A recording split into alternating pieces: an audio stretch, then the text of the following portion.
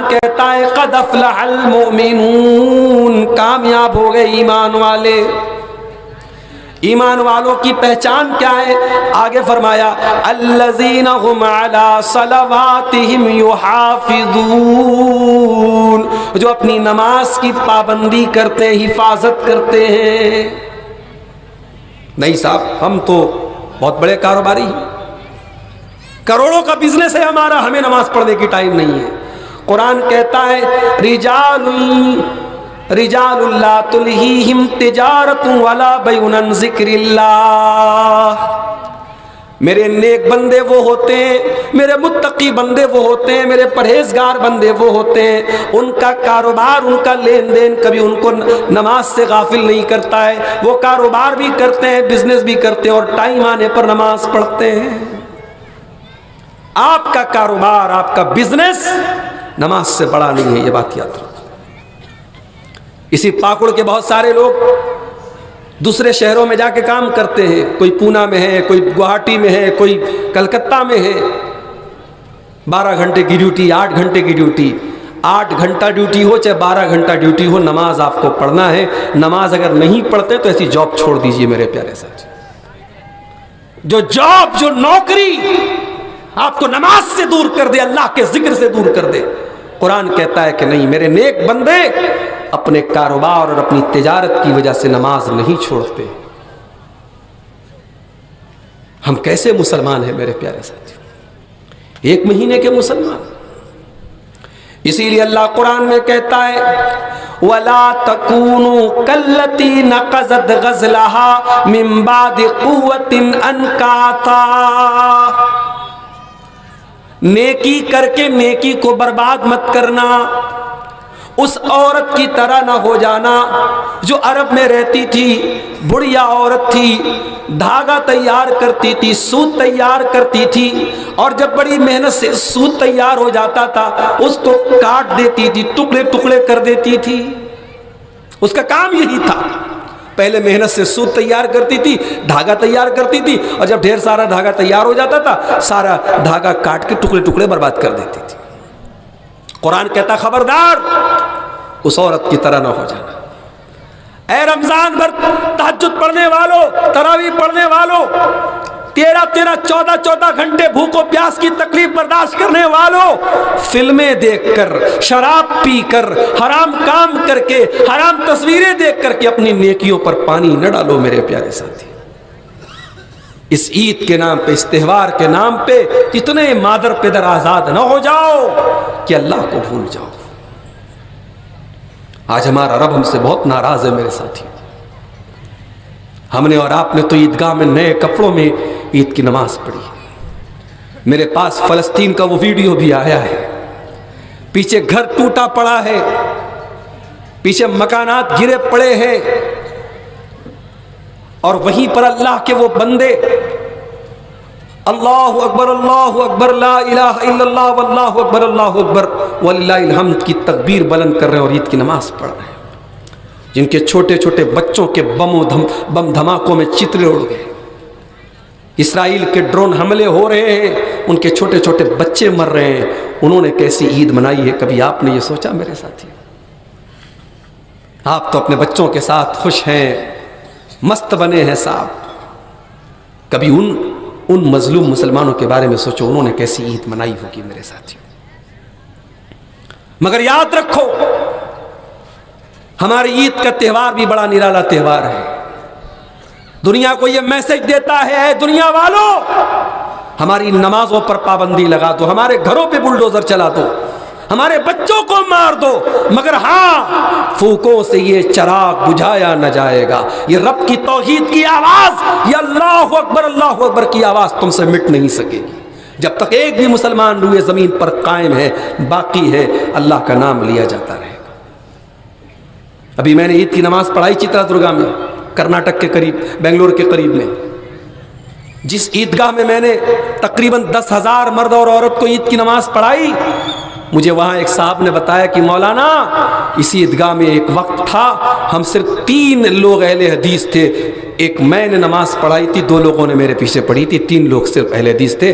آج الحمدللہ 10,000 کے قریب کا مجمع، مرد و عورت کا مجمع وہاں موجود ہے۔ توحید کی آواز میرے بھائیوں کم نہیں ہوگی انشاءاللہ۔ اسلام کی فطرت میں قدرت نے لچک دی ہے، اتنا ہی یہ ابھرے گا جتنا کہ دباؤ گے۔ اسلام تمہارے دبانے سے نہیں دبے گا، تمہارے مٹانے سے نہیں مٹے گا۔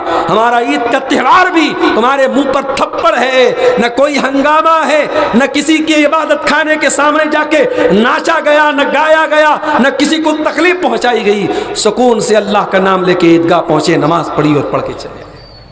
ہمارا تو تہوار بھی امن والا، شانتی والا، چین والا۔ ہمارے کسی تہوار میں کوئی ہنگامہ نہیں ہے اور نہ ہوگا انشاءاللہ۔ اور جس تہوار میں ہنگامہ ہو تو سمجھ جاؤ اس کا اسلام سے کوئی تعلق نہیں ہے۔ اپنی پوزیشن کو پہچانو میرے بھائیو، تم کون ہو اور تمہارا رب تم سے کیوں ناراض ہے۔ قرآن کہتا ہے وَمَنْ أَعْرَضَ عَنْ ذِكْرِي فَإِنَّ لَهُ مَعِيشَةً ضَنْكًا۔ میرے بندو، جب تم مجھ سے منہ موڑ لو گے، جب تم مجھ کو یاد نہیں کرو گے، میرا ذکر نہیں کرو گے، تو تمہاری زندگی میں تکلیفیں آ جائیں گی، بے چینی آ جائے گی۔ وَنَحْشُرُهُ يَوْمَ الْقِيَامَةِ أَعْمَى، اور ہم قیامت کے دن تم کو اندھا بنا کر کے اٹھائیں گے۔ دنیا میں تمہاری نظر چاہے جتنی بھی تیز رہی ہو، اگر تم نے ہماری آیتوں کو نہیں مانا، تم نے توحید کو نہیں مانا، تم نے قرآن کو نہیں مانا، تم نے سنت کو نہیں مانا، تو ہم قیامت کے دن تم کو اندھا بنا کر کے اٹھائیں گے۔ ابھی یہ بچہ نعت پڑھ رہا تھا، نابینا بچہ تھا۔ کبھی آپ نے غور کیا نابینا بچوں کی آواز بہت پیاری ہوتی ہے۔ اللہ تعالیٰ اگر کوئی چیز چھینتا ہے تو اس کا بہترین بدلہ اللہ تعالیٰ ضرور دیتا ہے۔ اکثر نابینا لوگوں کی آواز بہت پیاری ہوتی ہے۔ اللہ تعالیٰ نے آنکھیں نہیں دی، دنیا کو دیکھ نہیں سکتے۔ ہمارے لیے تو کلر ہے کہ صاحب یہ اورنج ہے، یہ گرین ہے، یہ وائٹ ہے، ہم تو کلر جانتے ہیں۔ نابینا لوگوں کا ایک کلر ہے بھائی، ان کے لیے بلیک، ساری دنیا بلیک ہے، کالی ہے۔ اسی لیے اللہ کے نبی نے اگر کسی کی آنکھیں چلی جائیں اس پر وہ صبر کرے تو جنت کی گارنٹی دی ہے۔ بہت بڑی نعمت ہے آنکھیں، بہت بڑی نعمت، ہمیں فری میں ملی، اس لیے ہمیں احساس نہیں ہے۔ جس بیچارے کے پاس آنکھ نہیں ہے اس سے کبھی جا کے پوچھو کہ بھائی دنیا کا رنگ کیا ہے، کہے گا دنیا تو کالی ہوتی ہے صاحب، دنیا میں کوئی اور رنگ اس نے جانا ہی نہیں، وہ جانتا ہی نہیں۔ تو اللہ تعالیٰ قیامت کے دن اندھا بنا کے اٹھائے گا۔ کس کو؟ جو اللہ کے ذکر سے منہ موڑے گا، جو اللہ کے دین سے منہ موڑے گا، جو قرآن سے منہ موڑے گا۔ اور تو نے قرآن سے منہ موڑا ہے مسلمان، قرآن تیرے گھر میں رکھا ہے، دھول کھا رہا ہے، تو نے کبھی قرآن کو کھولا پڑھا؟ دل پہ ہاتھ رکھ کے بتاؤ۔ فیس بک پر ہر منٹ میں اپنا لائک تلاش کرنے والوں، واٹس ایپ کے اسٹیٹس کو کتنے لوگوں نے دیکھا ہر منٹ چیک کرنے والوں، انسٹاگرام پر اپنی پوسٹ پر کتنے کمنٹ آئے، کتنے لائک آئے دیکھنے والوں، کبھی تم نے سوچا اللہ کا میسج تمہارے پاس قرآن کی شکل میں رکھا ہے؟ The last and final message of اللہ کا آخری میسج ہے نا یہ قرآن۔ شہر رمضان الذی انزل فیہ القرآن ھدی للناس وبینات من الھدی والفرقان۔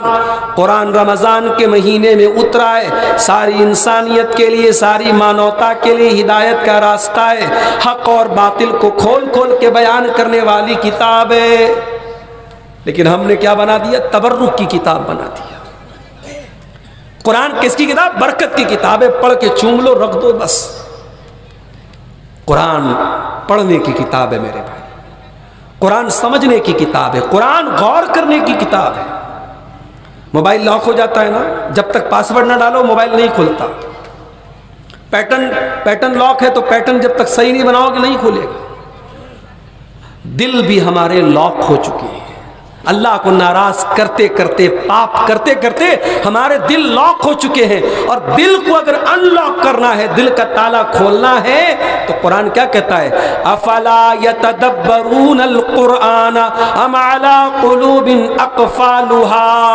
تم قرآن کے اوپر غور کیوں نہیں کرتے؟ کیا تمہارے دلوں پہ تالے لگے ہوئے ہیں؟